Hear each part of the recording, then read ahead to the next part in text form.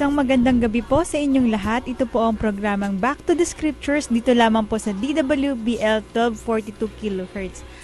At na-miss namin kayo. Binabati po namin kayo sa magandang gabi. Medyo naninibago nga, Sister Sheila. Ako, Brother Ronald. Hindi ko alam ang sasabihin ko. Tagal-tagal ka rin Yes, at na-miss natin ang pagraradyo, syempre. Okay po. Ang Back to the Scriptures po ay programang tumatalakay sa mga katotohanan na nagmumula lang po sa Biblia na nagbibigay po sa atin ng pag-asa. Amen. And bago po ang lahat, nais ko pong baitiin si Brother Ronald ng isang maligayang kaarawan. Live yan. Yes, birthday niya po ngayon. Yeah, salamat na marami, Sister Sheila. At sa mga bumati, kasama na yung ating technician na si Ante. Bumabati rin. Sa Facebook, talaga napakaraming bumati sa atin. Pinasasalamatan ko po kay lahat sapagkat hindi niyo nakalimutan ng aking kaarawan. Sana hindi rin makalimutan ng regalo. And nice din natin pasalamatan, Brother Ronald, si Brother Rovin na oo nga pala, humalili sa atin. Sa loob ng 3 linggo ata yes, yun. Nung ako'y nandun sa Mindoro, ay halos siya ang nag-take over. Brother Rovin, thank you so much.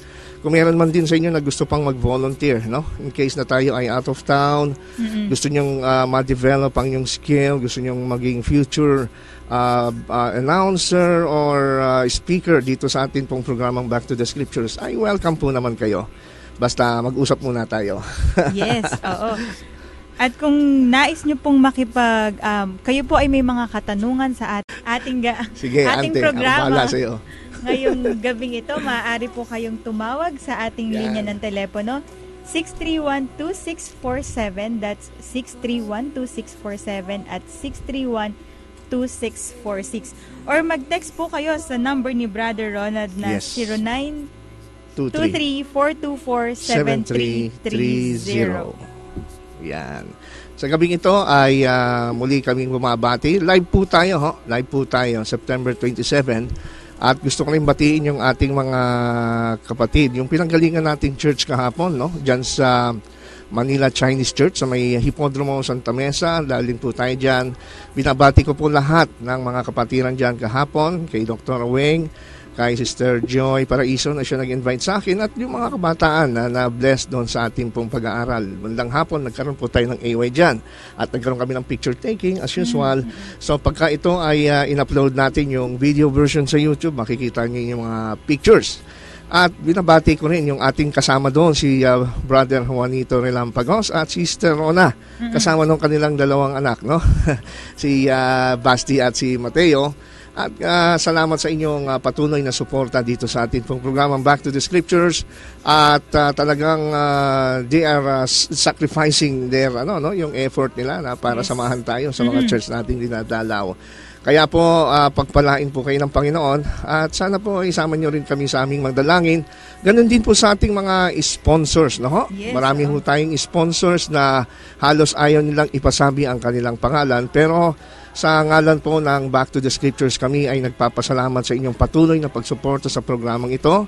At gaya nga po ng aming ipangako, ay sisikapin namin na mas magiging maganda at interesting itong gagawin nating pag-aaral tungkol sa salita ng Diyos, sapagkat the more na marami po tayong nare-receive na mga request, na mga questions sa Sister Sheila, at yung mga tinatawag nating mga pasasalamat, yung kanilang yung mga testimony ng mga na-encourage na mga nakapanood ng ating mga programa sa Back to the Scriptures, napakarami po ninyo. Talagang kayo po ang nagpapalakas sa amin upang kami ay magpatuloy sa amin pong programa. Kaya nga po, samahan nyo kami palagi ng panalangin, at lalo na yung mga sponsors, saan man kayo naroon, sa alinmang lugar, alinmang bansa. Nawa ay hindi kayo magsawa sa inyong pagtulong sa atin pong programang Back to the Scriptures, sapagkat ito po ay self-supporting independent ministry. Nakasalalay po sa inyo ang mga tulong, mga kapatid, ang pag-exist at pananatili ng programang ito sa himpapawid. At kaya nga po, ang dalangin namin na sana po ay patuloy ang inyong panalangin sa atin pong programa. Sa gabing ito ay napakaganda ng atin pong tatalakaying paksa. Ito po ay isa na namang interesting topic na gusto naming i-share sa inyo. ito po ay actually request ng mga kapatiran natin na kung saan ang kanilang concern, gaya nga po ng atin pong naipost sa Facebook. Ang ating paksa ngayon ay may kinalaman po doon sa paggamit ng pangalan ng Diyos o yung tinatawag nating tetragrammaton na kailangan ba na gamitin ang Hebrew names ng ating Panginoong Diyos at ni Jesus para ho tayo ay maligtas? At ito ba ay talagang requirements na ang bawat nagsasabing sila ay Kristiyano, ang kailangan gamitin nila palagi yung pangalan ng Diyos kagaya ni Yahweh, at yung si Jesus ay siya naman daw ang maling pangalan at dapat daw gamitin ay Jesus o Yahshua. Kaya nga po, ito ay concern natin, Sister Sheila. Marami hong nagtatanong, hindi ko na mabilang din ang mga kapatid na nagtatanong na ito. Kaya nga po, ang gusto namin na medyo pinutol natin actually yung series about Ellen White. Mahaba kasi yon. Kaya pagka ganitong meron pong emergency or urgent need na concerning our faith, no, na gumugulo sa pananampalataya natin, lalo na sa loob ng ating church, ito ay atin talagang tinatalakay, no? Urgent. Kasi siguro mga 5 questions o 5 mga kapatiran na Sister Sheila ang nag-message sa akin sa Facebook na i-discuss ko daw ito kasi maraming mga naliligaw. At actually, no, isang araw nga may tumawag na talagang kakilala ko rin na ini-invite ako sa pagpupulong nila dahil daw matagal na libo-libong taon na raw tayong dinaya, hindi pala pangalan ni Jesus ay Jesus. Ito daw ay galing sa paganong si Zeus. Kaya ang tabayanan niyo po kami sa loob ng isang oras. Actually, ito po ay part 1. May part 2 po tayo next week. At ito po ay i-discuss ko naman dito yung mga karaniwang ginagamit nilang mga talata, itong mga sacred name movements para patunayan na ang pangalan daw na ginagamit nating Ama, Diyos at Jesus ay mali. Kaya po, bago tayo magsimula, Sister Sheila, siguro ay manalangin muna tayo. Ano? Sige po. Dakilang Diyos na makapangyarihan sa lahat, narito po muli ang inyong mga abang lingkod na ngayon ay kami po ay humihingi ng basbas at patnubay mula sa inyo pong kapangyarihan sapagkat hindi ho namin kaya po sa aming sarili na maglahad ng katotohanan kung hindi po sa pamamagitan lamang ninyo. Kaya Panginoon, samahan nyo kami sapagkat napakahalaga ng aming paksa at nawa ang aming mga tagapakinig ay mabless po at matutunan nila ang napakahalagang paksang ito tungkol sa inyong pangalan. Ito ang lahat aming dalangin sa pangalan ni Jesus. Amen. Amen. Okay, so ganito po mga kaibigan, ano, ang title ng ating topic sa gabing ito ay Sister Sheila ay kailangan bang gamitin natin ang Hebrew name ng Diyos at ng anak na si Jesus para tayo maligtas? Kasi po marami hong mga nagtuturo ngayon ano, na actually dumadami sila dahil lalo na sa panahon natin at ang kanilang mga arguments ay nauuwi lang sa tatlo, Sister Sheila. Sinasabi nila na yung daw pangalan ni Jesus ay hindi daw yan talaga ang original na pangalan ng anak ng Diyos na si Jesus. Yan daw po ay pangalan ng isang Diyos ng mga pagano na si Zeus. No? So sabi nila, madalas sa Facebook, nakikita po natin na ito ay kanilang pinopost. Meron pa nga ako nakita, Sister Sheila, na ang sabi nila ay ito daw, pangalang Jesus ay 666 daw. Jesus Christ is 666. At meron talaga akong narinig na talagang blasphemous. Sinasabi nila ang pangalang Jesus daw ay equivalent kay Satanas. Kaya ganun katindi ang kaseryoso itong issue na ito na bumabangon sa ating church. At yun daw, mayroon naman ng mga nagsasabi yung word na ginagamit natin sa English, yung God. No, sinasabi nila na ito daw ay galing sa wikang sa pagano na Diyos ng mga Assyrians, no, na ang pangalan ay good luck, the God of good luck. Ang Diyos ng kaswertihan. Kaya sa Latin, itinatranslate itong word na God. G-A-D ito actually, no? G-A-D sa Latin ay fortuna, the God of fortune, kumbaga. At since ito ay ginagamit ng mga Assyrians, at ito'y mababasa rin natin sa Bible, itong word na God na ito, kaya doon daw naman nanggaling at kinuha ng mga Christians yung term na ginagamit ngayon natin na God. Na yun daw, word na God na yun ay galing sa mga Assyrian na Diyos-Diyosan. At isa pa na madalas na ginagamit, Sister Sheila at mga kaibigan, yun daw pong yung sinasabi natin na Lord o Panginoon. No? Yung Lord na sa Greek ay kurios, ay sinasabi nila na ito daw ay mula sa pangalan ng isang Diyos ng mga Ehipto na si Horus. No? At yung Adonai ay galing daw sa Phoenician. At ito daw equivalent ni Tammuz ng Babylonia. At ng Persian god na si Kuros. Kaya sinasabi nila na itong mga Diyos na ito, at tuwing ginagamit daw natin yung bigkas na Lord, Kurios sa Greek kasi yan, ay binibigkas daw natin yung pangalan ng mga Diyos-Diyosan na yon. Mga pagan gods. Mga pagan gods. Kaya sila ay hindi na daw nila ito ginagamit, bagkus sila ay bumabalik sa original na talagang Hebrew name ng Ama na si Yahweh at ng anak na si Yeshua.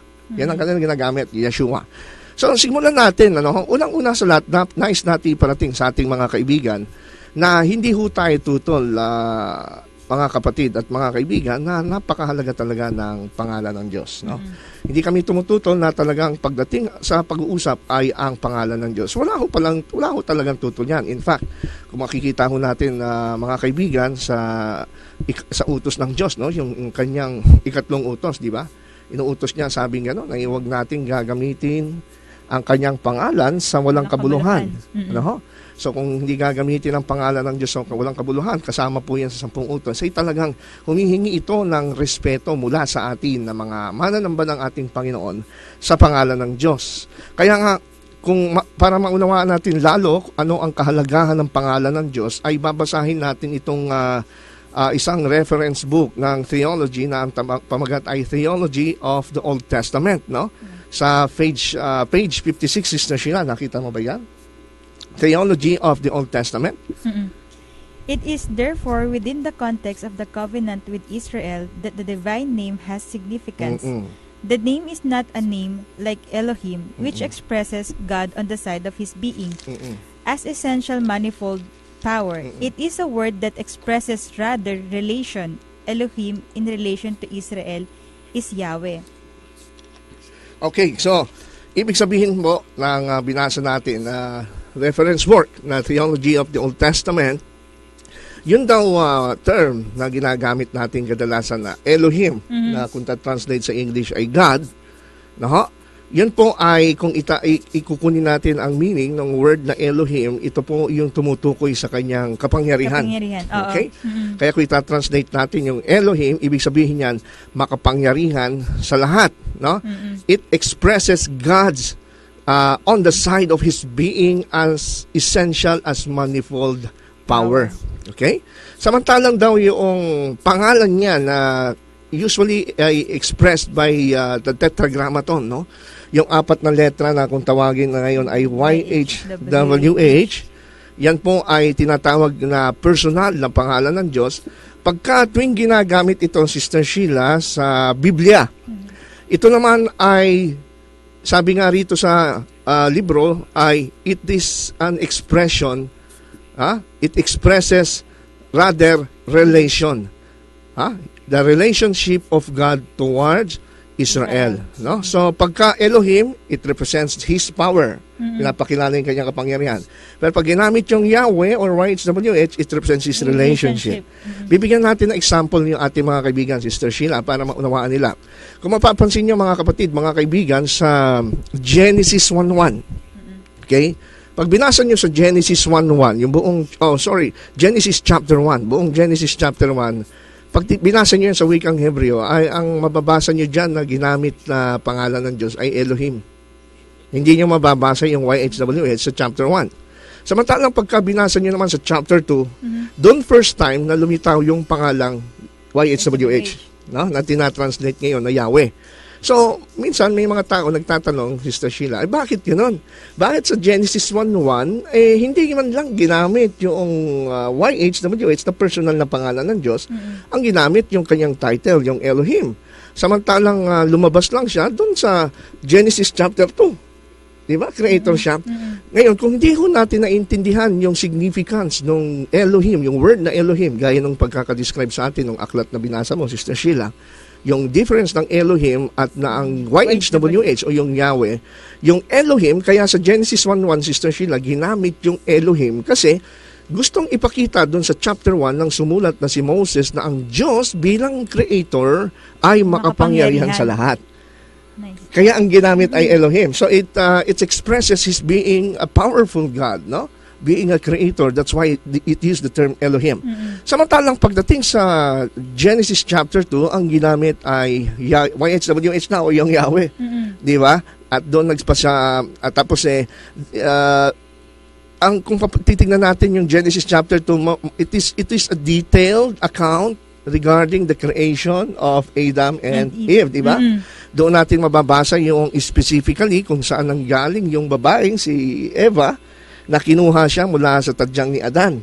Na mula sa nung siya ay pinatulog na mahimbing ng Panginoon si Adan at kinuha yung isa sa mga tadyang niya at ginawa itong babae na si Eva.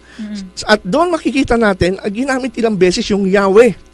Bakit kaya Yahweh ang ginamit nung i-report ng Genesis chapter 2 yung detail ng creation ng tao? Kasi di ba sabi sa Genesis 2:7, ginawa ng Diyos ang tao mula sa alabok ng lupa at hiningahan ng kanyang ilong ng hininga ng buhay.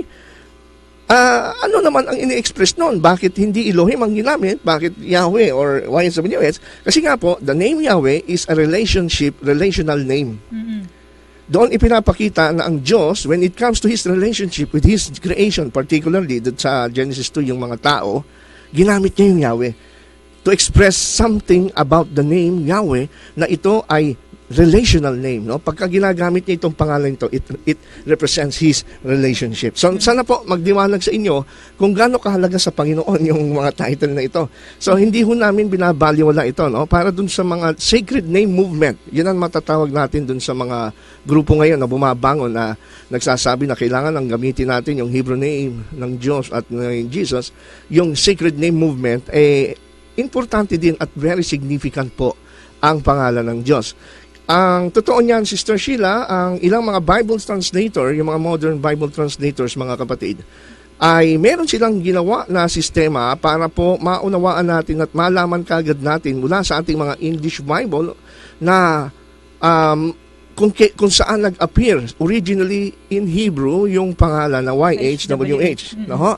For example, kung kayo po ay may King James Bible, mapapansin po ninyo, paano natin malalaman na sa original kung kailan nag-appear doon yung pangalang Yahweh o YHWH.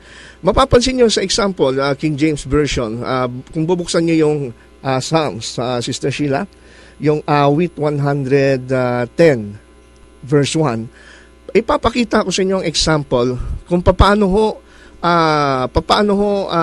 ipinakilala ng mga translators na tuwing tayo babasa lalo na sa Old Testament, ay paano natin malalaman na originally ang ginamit doon ay Tetragrammaton o yung Yahweh. Nakita mo na, Sister, 110 verse 1? 110 verse 1. The Lord said unto my Lord, Yan. Sit thou at my right hand until I make thine enemies thy footstool. Yan. The Lord said unto my Lord. Tanong ko sa Sister Sheila, King James Version yan, di ba? Ilang beses lumitaw yung word na Lord yan? Dalawa. So, parang malilito ka pagka narinig mo lang, ano? Kasi parang dalawa yung Lord. Sinabi ng Panginoon sa aking Panginoon. So, paano natin malalaman kung sino dyan yung YHWH in Hebrew? So, kung mapapansin mo, Sister Sheila, ang pagkakasulat nung first appearance ng word na Lord, ay ano? Naka-uppercase sila. Ayan, lahat sila uppercase, no? Ang tawag dyan ay small capital, L-O-R-D. Samantalang yung second appearance ng word na Lord ay puro capital ba? Hindi, di ba? Ang nakakapital lang dyan yung letter L. Pero yung O-R-D, hindi na siya capital. Maliit na word na letter na siya. So, anong ibig sabihin yan? Para sa mga baguhang bumabasa ng Biblia, maaaring magtaka kayo, bakit magkakaiba ang pagkakasulat ng Lord sa 110.1 ang awit? Kasi nga po, kung bumabasahin nyo sa mga preface ng mga Bible translation, pagka nakakita kayo sa inyong Bible, English Bible na Lord na puro capital po yung L-O-R-D, ibig sabihin niya, pag tinignan nyo sa Hebrew original, yung Psalms 110.1, ang nakalagay doon yung YHWH o yung Tetragrammaton. Tetragrammaton means, tetra means 4, grammaton letters. Okay? So, yan po ay ilan sa mga guidelines, no, para maunawaan ninyo at makita po ninyo na alam ng mga translators na talagang lumitaw itong tetragrammaton na ito na YHWH sa Old Testament. So, dito naliwanagan natin mga kaibigan at Sister Sheila na wala hong problema sa paggamit ng pangalan ng Diyos na Yahweh, ito man ay Jehovah, no? Ang pinagkaiba lang natin dito sa mga sacred name movement na ito, Sister Sheila, yung kanilang pagiging extreme. Ang pinagkaiba sa mga Seventh-day Adventist natin, kagaya natin particularly, ginagamit din naman natin yung pangalan ng Diyos na Yahweh. YHWH, kaya nga binanggit na natin sa inyong significance nito at yung paano natin madidetermine sa ating English Bible kung kailan ginamit ito. Now, ang pinagkaiba ho lang natin sa mga sacred name movements, no, mga kaibigan, ay yung application ng truth about this name Yahweh. No, para ho kasi sa mga sacred name movement, pag hindi mo ginamit yung pangalan na Yahweh o Yeshua sa anak ng Diyos, ay ang tawag po nila dyan ay nilalapastangan daw natin ang pangalan ng Diyos. Oho. Hindi raw papakinggan ang ating mga panalangin. At hindi raw tayo maliligtas. To the point na ang even yung ating kaligtasan ho ay napipiligro kapag hindi ho ginamit ito. Yun ang problema sa kanila. Yung extreme nila. Ngayon, meron ho tayong pag-uusapan na ibibigay na 7 katotohanan, no? 7 facts. Para po ito ang maging guidelines ho natin bilang mga estudyante ng Biblia at hindi ho tayo maliligaw nitong mga grupo ng sacred name movement sa kanilang pangangaral na kailangan daw yung Hebrew name nila ang gagamitin. Unang-una, Sister Sheila, ano ang number 1 fact na dapat nating matindaan at ito po ay standard? Number 1, wala hong nakakaalam. No, ito tandaan nyo. Number 1, wala hong nakakaalam kung paano originally bigkasin ang pangalang YHWH. Yan po ay standard po yan. No, wala hong nakakaalam kung paano po i-pronounce yung original na tetragrammaton YHWH. Bakit ho? Kasi po, kung pag-aaralan nyo po sa kasaysayan, sa mga, tignan nyo rin po sa mga encyclopedia, kagaya po sa online, kung kayo may internet, tignan nyo po yung wikipedia.org, tignan nyo yung article na tetragrammaton o yung Yahweh, meron dun silang article. Sinasabi doon na yung YHWH, kasi itong YHWH, ito ay puro consonants. No? Remember that the Hebrew words, kapag ito'y sinusulat, ay puro consonants. Wala hong vowels. Kaya, ang mga Hebrew, kapag isusulat nila itong pangalan ng Diyos sa original Bible, ang kanilang pagkakasulat ay 4-letter consonants na equivalent sa ating English na YHWH.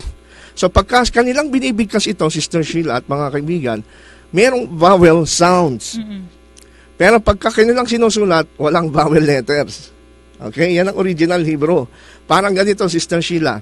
Pagka nagsulat ako sa blackboard ng BLDG. Anong basa mo ron? Building. Paano mo nabasa yon?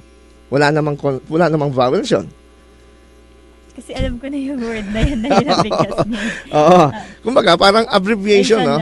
Yung BLDG. Pero, ikaw na mismo ang nagsusupply. Ikaw na nagsusupply ng vowel sounds doon sa 4 consonants na yon na BLDG. Pero kung tutusin, kung hindi mo alam yung vowels, hindi mo mababasa yon. Ang basa mo ron ay BLDG. Di ba? Pero since you are familiar with this abbreviated form, ay nasusupplyan mo ng vowel. So, ganun din yung mga Hebrew, Sister Sheila at mga kaibigan, no, for your information. Ang wikang Hebreo, originally wala talagang vowel letters. No? Puro consonants yan. Ang mga Hebreo na po ang nagsusupply ng vowels dito. Ngayon, ang nagkaroon po ng problema, kasi po, kaya nawala ang bigkas na ito, yung mga sinaunang Hebreo during the time, nung time na sila ay nasa pangangalat, no? Matapos sila ay makalaya from exile sa Babylon, so they learned their lessons a lot. They learned that yung kanilang mga disobedience, yun ang nagdadala ng curse sa kanila, kung bakit sila sinasakop ng mga bansa, kung bakit sila pinahihirapan, ba't sila pinaparusahan ng Diyos, ay nilalabag nila ang kautusan ng Diyos. Kaya nagkaroon sila ng tinatawag na superstition. Masasabi kong superstition. Kasi po, yung third commandment na kung saan sinasabi ng Diyos na huwag niyong gagamitin ang pangalan ng Diyos sa walang kabuluhan, sabi nila, para hindi natin talaga malapastanganan ang malabag yung third commandment, siguro wag na lang natin bigkasin yung pangalan na ito. Kasi baka malapastangan natin, parusahan na naman tayo ng Diyos. Kaya ano ang ginawa nila? Ang ginawa ho ng mga scribes, no? Yung mga kumokopya ho ng Old Testament, para ho hindi sila magkasala laban sa kabanalan ng pangalang ito ng Diyos, na YHWH, sa tuwing kanilang kokopyahin na mismo yung pangalang ito, hindi na nila nilalagay ito mismo sa kanilang mga text. Kundi, naglalagay sila ng tinatawag na mga substitute. Okay? So, ang mga Hudyo, in order to give honor and respect and avoid committing sins tungkol sa paggalang sa pangalan ng Diyos, nagsasubstitute sila ng another Hebrew words, kagaya po ng term na Adonai. Ang word na Adonai ay sinasalin sa wikang Ingles na Lord o Panginoon. Kaya po, sa halimbawa, ang kanilang na-encounter na text na kanilang kokopyahin ay, in the beginning, Yahweh created the heavens and the earth. So instead na sa kopya nila ay in the beginning Yahweh, hindi na nila nilalagay yung Yahweh. So in the beginning, nilalagay nila Adonai created the heavens and the earth. Okay? So as a result, dahil sa kanilang pag-iingat sa pangalang ito, nawala yung true pronunciation dahil yung mga later generations ng mga Jews na pinanganak ng kanilang mga apo-apuhan, apo sa tuhod, nakakalakihan na nila pag binabasa na nila yung text na hindi ginamit yung tetragrammaton, pag na-encounter ngayon nila yung YHWH, hindi na nila alam paano ito binasa ng kanilang mga ninuno. So dumating ang time na ito'y nakalimutan. Pero mga kaibigan, noong dumating ang mga 7th century AD, ito'y after the time of Jesus, no? 700 years after the time of Jesus, merong mga tinatawag na mga Hebrew or mga Jewish scribes na kung tawagin sila ay mga Masoretes. Ang tawag dito sa family na ito ay Masoret. Sila po yung mga mas kilala mga professional scribes na nagtatranscribe, nagkokopya, they transmit the copies of the Old Testament. Pagka na-encounter nila itong YHWH, ang ginawa naman nila, since hindi nila alam kung paano bigkasin, nag-supply naman sila ng vowel points. Ang tawag naman po doon ay vowel points. Ano naman tong vowel points? Ito yung makikita nyo sa, kung kayo may mga, kahit sa internet, tignan nyo yung Hebrew alphabet, makikita nyo doon may mga vowel points. Para mga tuldok yan. Mga tuldok, mga guhit na maliit, may parang letter T, na ito ang sinusupply ngayon nila dito sa mga sa consonantal alphabet ng Hebrew. Para sa ganon, yung mga later generations ng mga Hebrew ay hindi nila makalimutan yung bigkas, hindi lang ng YHWH, kundi maging ng mga Hebrew words. Okay? So pagdating po sa YHWH, itong mga Masoretes, nag-add sila ng vowel points. Okay? Para sa ganon ay tuwing makikita nila itong YHWH, Sister Sheila, imbis na bigkasin nila yung YHWH kasi hindi nga nila mabigkas, pag nakita nila yung vowel points na naka-insert doon between YHWH, ay yung mismong vowel points na yon ang kanilang binibigkas. So ano yung vowel points? Ano yung mga vowel points na kanilang idinadagdag? Ang dinadagdag nilang vowels po ay yung vowels mismo rin ng word na Adonai or Elohim. Okay? Kaya pagka nabasa nila yung YHWH, lalagay nila yung vowels na equivalent ng Adonai. Okay? Adonai. At ganun din po ng Elohim. Kaya nga po, sa bagay na yan, sinasabi ng mga ilang Bible scholars, for example, dito sa Journal of Biblical Literature, no? Sa page 320 and 321 about the divine name Yahweh, ano yung sinasabi nila dyan, Sister Sheila? The origin of the name has been the subject of much controversy, and there is as yet no general agreement among Old Testament scholars. There is in fact no convincing attestation of any god of this name among the Kenites or indeed anywhere outside Israel. Yun. So the origin of the name has been the subject of much controversy. And there is yet no general agreement among Old Testament scholars. Kaya, yung ginagamit na pangkaraniwan ng mga Bible scholars, yung Yahweh, actually, it is a guess, actually. It is a guess or speculation or ito yung the best na kanilang so far na masasabi ito ang pinakamalapit na pronunciation. Pero hindi nila sinasabi na ito eksakto yung word na Yahweh ang ginamit during the time of Moses. No? Hindi rin itong Yahweh ang time during the time nila Ezra, nila Nehemiah, nila Abraham, no? Nila Adam and Eve. So ibig sabihin mga kaibigan, ay wala ho talaga kasi nga po ito ay nawala. Kaya ito ngayon ang masasabi natin dito mga kapatid, mga kaibigan, lalo na doon sa mga nakikinig sa atin ngayon, nakabilang doon sa Sacred Name Movement. Unang-una, kung importante po ang pangalan ng Diyos na kailangan bibigkasin natin yung original para ho tayo mawaligtas o mapunta sa langit, ang tanong ko ngayon sa inyo, at until now, actually, sa loob ng aking experience, mahabang experience, Sister Sheila, wala pang nakakasagot na Sacred Name believer sa akin itong tanong na ito. Itanong nyo rin po, mga kaibigan, kapag meron kayo nakausap na Sacred Name believers, ito, kung importante pala itong original na bigkas ng YHWH sa kaligtasan, bakit ho hinayaan ng Diyos mawala yung original na bigkas? Importante pala ito bakit nawala yung bigkas? So, ibig sabihin, wala hong maliligtas sa atin. Kahit yung mga Sacred Name believers, hindi mapupunta ng langit. Kasi wala silang assurance na yun nga yung bigkas. Totoo yan. Bagaman kiniklaim nila na yun yung original. Pero kung magiging meticuloso tayo at talagang objective sa pag-search ng mga reference, karamihan naman dito mga Sacred Name movements, Sister Sheila, hindi naman mga Hebrew experts to Hindi sila experts sa Hebrew language Lalo na ito yung mga Pinoy na nag-aral lang na mga kung tawagin ay hindi naman high roader Hebrew scholars na mga ito Ang tawag sa kanila mga low roaders lang. They know the basic of Hebrew. Pero yung talagang mga linguistic, yung mga semantics, yung mga tinatawag natin mga etymology ng word ng Hebrew, they don't know about it. Kumukuha lang sila sa mga second-hand information na hindi rin reliable. So kagaya nito, hindi pala alam ng mga Bible scholars ang original na bigkas at ito'y nawala dahil sa tradisyon ng mga Hudyo. So paano tayo magiging dogmatic ngayon yan? Na hindi ka pala maliligtas. Na sasabihin nyo, hindi ka maliligtas kung hindi alam ang original na Hebrew. Nawala So, sa tingin nyo kaya ang may kasalanan dun yung Diyos? Lalabas ganon, Sister Sheila. Bakit? Kailangan pala sa kaligtasan, ba't hinayaan ng Diyos mawala? Bakit hindi mo, pwede naman niyang iutos sa mga prophet na wag niyong iwawala yan. Dapat bigkasin niyo. I-preserve ninyo yung pagkakabigkas, diba? Tama ka dyan. Tsaka isa pa na argument na pwede nating sabihin sa mga Sacred Name believers o Sacred Name movements. Okay, Sister Sheila? Diyos sa mga nagdi-deny na hindi raw nawala. Kung hindi nawala, bakit napakaraming grupo ng Sacred Name movements? Napakarami nyo. Hindi lang naman isang grupo yan Nung ako'y sa pasimulan nag-aaral ng Bible, ang una lang na-encounter ko dyan yung Assemblies of Yahweh ni Jacob Mayer sa Amerika. Na sumulat din siya at ang argument niya, Yahweh ang original.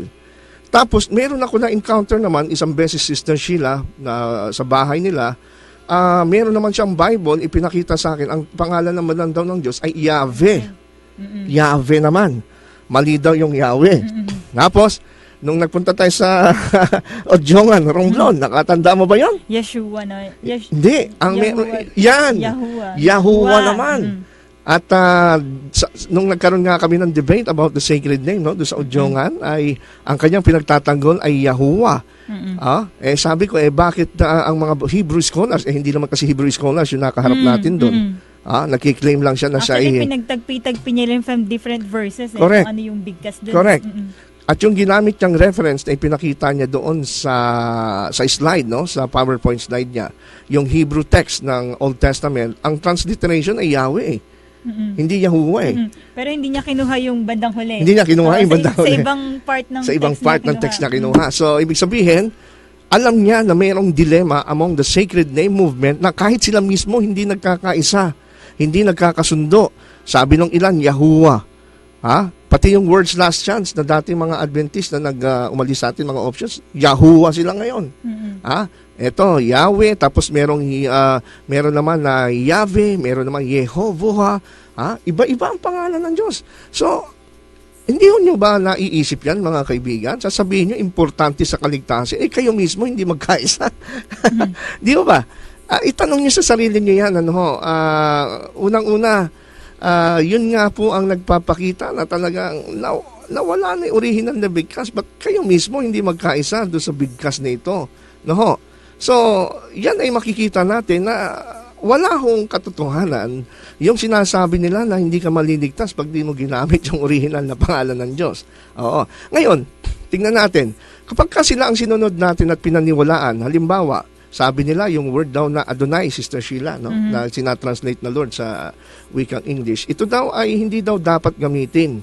Okay? Kasi nga po, ibang Diyos daw ang tinatawag mo. Ngayon, ang tanong natin, kung totoo na hindi dapat gagamitin ng Adonai, bakit mismo sa Biblia natin, no, sa Old Testament, Sister Sheila, ginagamit mismo yung word na Adonai, nakasulat mismo sa text ng Bible, ginagamit pang sa pagsamba at papuri sa Diyos Makikita natin, for example, dito sa Awit 114 verse 7, Sister Sheila. Di ba? Sa King James, nakita mo ba? Yes. Sige, pakibasa mo nga. Tremble thou earth at the presence of the Lord, at the presence of the God of Jacob. Okay? Tremble thyself unto the presence of the Lord. The Lord. Tingnan mo yung Lord dyan. Capital ba lahat o yung isa lang ang capital? Isa lang. Ibig sabihin, pag tinignan mo sa Hebrew yan, hindi siya YHWH. Ang tawag dyan, Adonai sa Hebrew. So, sabi nga manginig kayo buong lupa sa presensya ni Adonai. Hindi naman Diyos-Diyosan sinasamba dyan. So, kung tama po ang mga sacred name believers ng Adonai, ay hindi pangalan ng Diyos, bakit ipinantawag ho yan sa Diyos? Sa paraan ng pagsamba. Ano pa? Sabi nila, yun daw ho kasing word na Lord, pag tinranslate daw yan sa Hebrew o sa ibang wika, ay yung word na Baal. No? Sabi nila, yung Baal is a pagan deity. Tama naman yan, Sister Sheila. Yung si Baal, yan po ay yan tinatawag nating pagan deity na sinasamba noon sa time ng mga pagano during the time of Israel. Pero alam mo ba, Sister Sheila, na ang Diyos mismo ay ginamit niya yung word na Baal in Hebrew at ikinapit niya sa kanya. Siya mismo nagkapit sa kanya. Okay, mababasa ho natin halimbawa yan sa Jeremias 31:32. No? Nakita mo, Sister Sheila?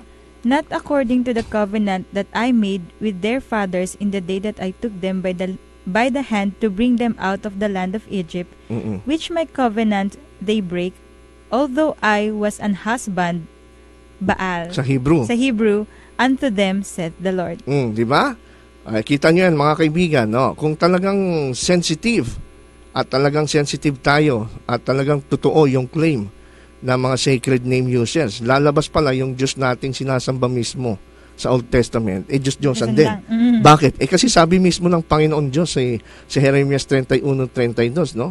Na ang sabi niya hindi kayo nagtapat doon sa ating kasunduan, no? Kagaya ng inyong mga ama, kayo ay lumabag. Kaya ang sabi niya ay nung kayo'y palayain sa Ehipto, nakalimutan niyo yung ating kasunduan na inyong nilabag. At ako'y naging gaya ng asawa sa inyo, na sa Hebreo ay Baal, no? Na ang sabi ng Panginoon. Kaya mga kapatid, ito, tinawag niya mismo, ikinapit niya yung word na Baal. No? Ang translation sa English ay husband. Pero pag sa Hebrew, ay talagang tahasan, direkta na sinabi niya na kayo'y dumimot at sinira niyong ating tipanan, bagaman ako yung Baal ninyo. Yun ang kahulugan nun. So, paano ngayon yan, mga kaibigan? Kung magiging stricto tayo at tama ho ang inyong mga sinasabi, lalabas yung Diyos na sinasamba natin mismo ay Baal. Sa Isaiah 54 verse 5 naman, Sister Sheila, ano sabi dyan? For thy maker is thine husband, in Hebrew is Baal. The Lord of hosts is his name. And thy Redeemer, the Holy One of Israel, the God of the whole earth, shall he be called. Iyon. Kita niyo mga kaibigan, sapagkat ang lumikha sa inyo ay ang inyong Baal. No, sa English ay ang gumawa sa inyo ay inyong asawa.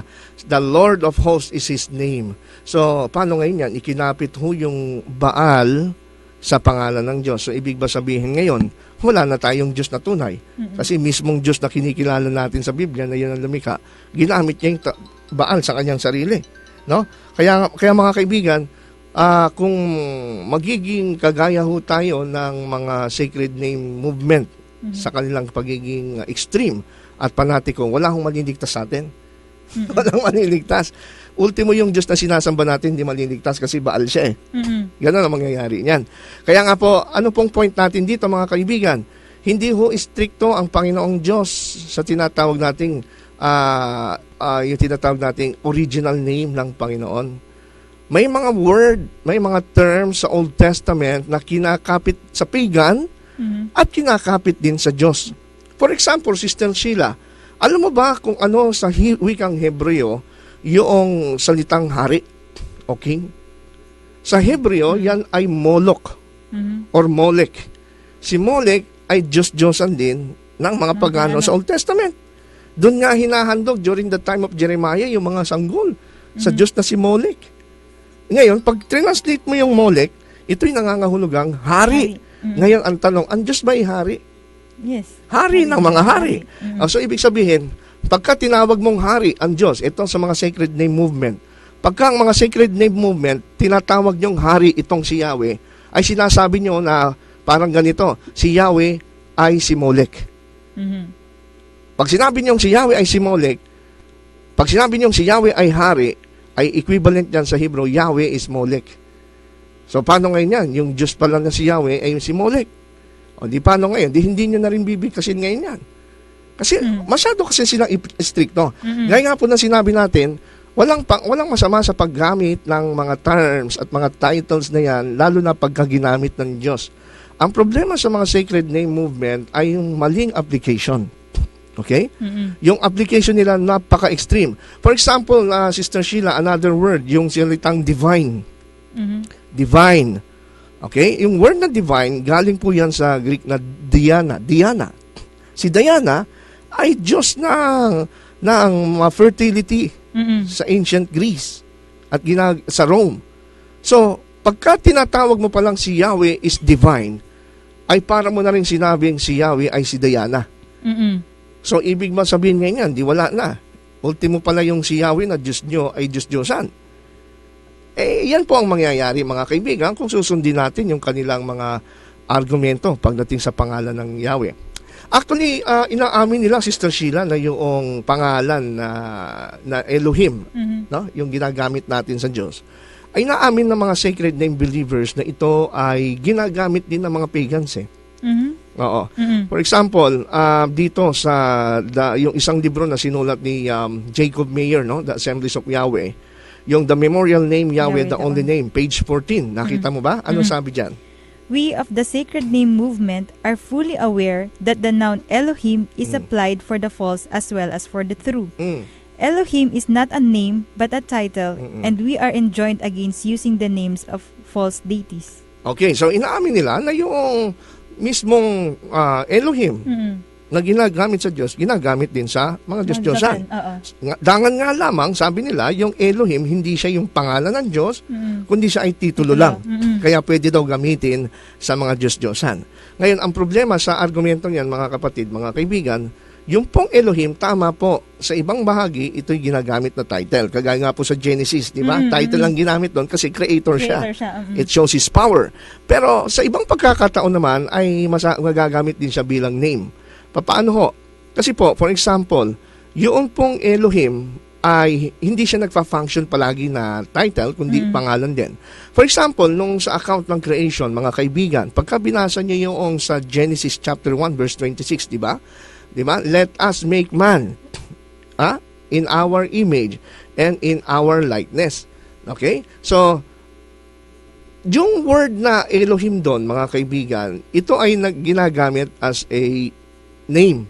Bakit kamo?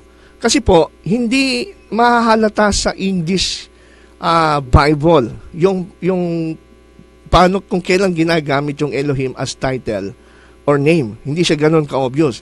Pero alam po ba ninyo ang pagkakaiba para malaman natin kung kailan ginagamit ang Elohim sa Diyos na tunay at sa Diyos-Diyosan? Ay kasi po, pagka sa Diyos-Diyosan ginagamit yung Elohim, Sister Sheila, ito ay plural. Okay? Ito ay plural, no? At pagka ito'y ginagamit naman sa Diyos, no? Yung tinatawag na, for example, at nilikha ng Diyos ang tao ayon sa kanyang larawan. Kung makikita po ninyo, yung Elohim is plural form yan actually because of the ending na im. Every time mayroong im, it's a plural ending. Pero kung ito ay ikakapit natin sa mga Diyos-Diyosan, yung verb na sumusunod doon sa Elohim, laging plural din. Pero pagka ikakapit yung Elohim sa Diyos, yung verb na susunod ay singular. For example, in the beginning, God created the heaven and earth. Elohim created, no? Bara Elohim. Yung created doon, pag tinig mo sa Hebrew, singular. Pero pagka ikakapit yung Elohim sa Diyos-Diyosan, so Elohim created, pag Diyos-Diyosan naman ang tinutukoy, yung created plural, yung verb is plural form din. Pero bakit pagdating sa Diyos, ay ang plural form yung kanyang title na Elohim, pagdating sa verb ay nagiging singular. So, ibig sabihin, in that case, since merong distinction between the application nito sa mga pagans at sa tunay na Diyos, pagdating sa tunay na Diyos, dahil siya ay palaging sinusuplayan ng singular verb, ibig sabihin, ito ay pangalan. Tumutukoy ito as a name of the true God, Sister Sheila. Okay? Sana maunawaan niya yan. Ngayon, number 3, fact number 3, no? Okay? Fact number 1 is nawala na po ang original na bigkas ng YHWH. Number 2, sa Old Testament, more than 400 times na ginamit yung title na Adonai sa Diyos. Na binasa na nga natin yung example kagaya sa Awit 114 verse 7. Number 3, si Jesucristo mismo na ating example sa pananampalataya ay siya ay malayang gumamit ng anumang title sa pangalan ng Panginoon. Hindi niya parating ginagamit yung Yahweh. Diba? Kagaya na lang po dun sa model prayer, no? Yung Lord's Prayer, diba? Our Father who art in heaven, hallowed be thy name. Thy kingdom come, thy will be done on earth as it is in heaven. Iyon ang context doon, Sister Sheila, ay nagtanong yung mga alagad, nagpaturo sila, Panginoon, turuan mo naman kami paano manalangin. So, ang turo ni Kristo, ganito kayo mananalangin. Sabi sa Matthew 6, Our Father who art in heaven. Eh kung tama itong mga sacred name movement, lalabas mali si Kristo. Kasi ba't si Kristo? Dapat, ang tinuro ni Kristo, kung tama sila, Our Yahweh. Okay, Our Heavenly Father Yahweh who art in heaven, hallowed be thy name. Tatandaan ko ito ni Sister Sheila nung ako'y saksi pa. Ang mga saksi, yan ang ginagamit sa pangangaral nila eh. Pagka nangangaral ako noon, nag-house to house, sasabihin ko gano'n, o sige, alam niyo ba yung pangalan ng Diyos? Hindi ho. O sige, alam niyo kung hindi niyo alam ang pangalan ng Diyos, bakit ho ninyo pinapanalangin yung Lord's Prayer? Ang sabi ho ron, Our Father in heaven, hallowed be thy name. So, anong pangalan ng Father? Actually, how can you hallow the name of the Father if you don't know? Eh ngayon, na-realize ko, mali rin yung tanong ko nung saksi ako. Bakit? Eh di sana sinabi na ni Jesus yung Correct. Jehovah. Sana binanggit niya doon, di ba? Sana binanggit niya. Eh hindi naman binanggit doon sa model prayer eh. So ibig sabihin, kung tama ang sacred name movement, si Kristo hindi rin maliligtas. At alam mo ba nung si Kristo naman ay mamamatay na? Kung paano nalalangit at paano niya tinawag ang Panginoon. Pagka binasa niyo ang Matthew chapter 26, no? Ang sigaw ng Panginoong Jesus, Eli, Eli, lama sabachthani. Na kung ita-translate natin, Ama ko, bakit mo ako pinabayaan? O bakit doon nagkamali na naman si Kristo? Eh kung tutusin, yun yung crucial moment, mamamatay na siya. Dapat babanggitin mo talaga. Babanggitin niya. Tatawagin mo na yung tamang tawag, di ba? Yun ay pagkakataon ni Kristo, no? Na talagang makasigurado siya na siya ay maliligtas, no? Kahit siya'y mamatay sa krus, mabuhay siya. Pero bakit ang tawag niya? Eli, Eli. Ibig sabihin kasi yan ay Aramaic. Na ibig sabihin yan ay, Diyos ko, my God, why hast thou forsaken me? So, paano ngayon yan ito sasagutin ng mga sacred name believers? So, itong example ni Jesus ay nagpapatunay lamang, mga kapatid at mga kaibigan, na hindi ho talaga importante sa kaligtasan na gamitin mo yung original na pangalan ng Diyos eh. No? Kaya nga po, number 4, alam niyo ba na sa New Testament ay 600 times lumitaw yung word na curious, na kinokondemn ito ng sacred name movement. Sabi na yung word na curious, yan po ang translation niyan sa English ay Lord. Di ba? Lord, curious, or master. Sabi na yung word na curious daw, galing daw yan kay sa Diyos-Diyosan na si Horus. Sabi ng mga Egyptian. Pero alam nyo, Hindi ho totoo yan, mga kapatid. Unang-una, kung tama po ang mga sacred name movement na mali ang paggamit ng pangalan na kuryos o titulong paggamit at ikapit kay Jesus o sa Panginoon, bakit 600 times sa New Testament ginamit ito to address God?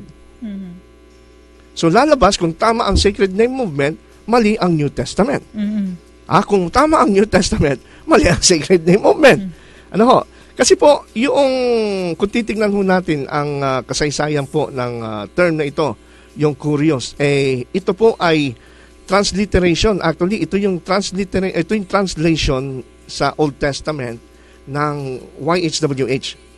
Kasi po mga kaibigan, kung kayo po ay familiar na yung Old Testament, yung 39 books ng Old Testament, ito po translate during the 3rd century before the time of Christ, no? About 300 BC, translate po yan sa Egypt under the Ptolemy, at ito nga po yung tinatawag natin na Septuagint. Ang Septuagint po ay translation ng Old Testament into Greek. So nung na-encounter ng mga translators ng Septuagint yung term ng YHWH na name, nung i-translate nila ito sa Greek, ang ginamit nila is Kurios, Lord. So ibig sabihin ito, at yung time ng New Testament sa panahon ni Jesus at ng mga apostles sa New Testament, since ayon sa mga Bible scholars din, Sister Sheila at mga kaibigan, alam nyo ba na ang ginagamit na Bible ni Jesus at ng mga apostles during the New Testament ay yung Septuagint? Yung translation ng Hebrew Bible into Greek. At sa Septuagint, ang hindi nila na-encounter yung Tetragrammaton, kundi ang ginagamit ay Kurios, Lord. So ibig sabihin, si Jesus pala at yung mga apostles na daya nung ginamit nila ang Septuagint at hindi ginamit yung sacred name of God.